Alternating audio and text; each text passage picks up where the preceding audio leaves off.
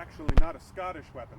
This here is a spear, which existed everywhere, but this is a type of buckler that we call a Pictish buckler. We call it that because it was used, or appears to be used, by the Picts, who were the people who predated the Scots. They were the ones that the Romans tangled with, so this is probably what they used against the Romans. What we've surmised from experimental archaeology is that it could have been used by relaxing it against the thigh in a somewhat crouched position, and that would allow you to close and strike out with the thrust, and also counter with the thrust. You can see where this can get really exciting really quickly. It also means that if we do close, I can sneak underneath, drive that up, and then stab him right over the top. Without this shield, that's a little hard to do, boom, because I have to twist my wrist all the way around it, and that can get a little bit too tricky. If I do the other technique where I come on the side here, coming around, I have to punch him with my hand, and splinters are the least of my concern there, right? So being able to have this shield in front, which we call a Pictish buckler, means I can drive that whole thing in there, and I can push it right up there, and I can threaten him real easy. It also means that I can let go of my spear with my other hand as we collide and move to a better grip and stab him that way.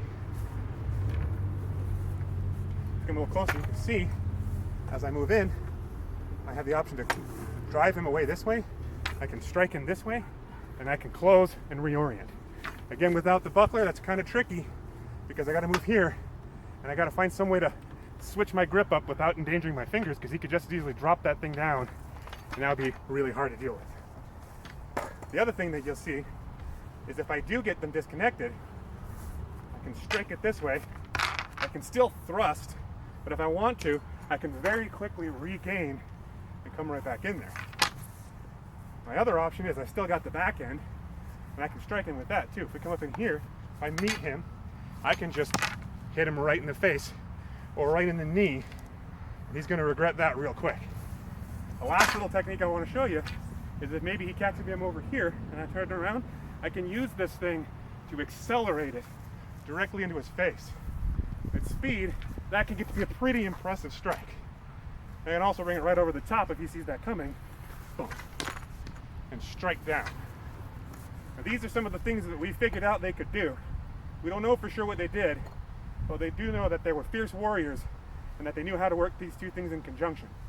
So they probably had a lot of really sophisticated techniques to move around, because while we consider them a primitive culture by today's standards, they existed for a very long time and were very cohesive and had a really solid culture.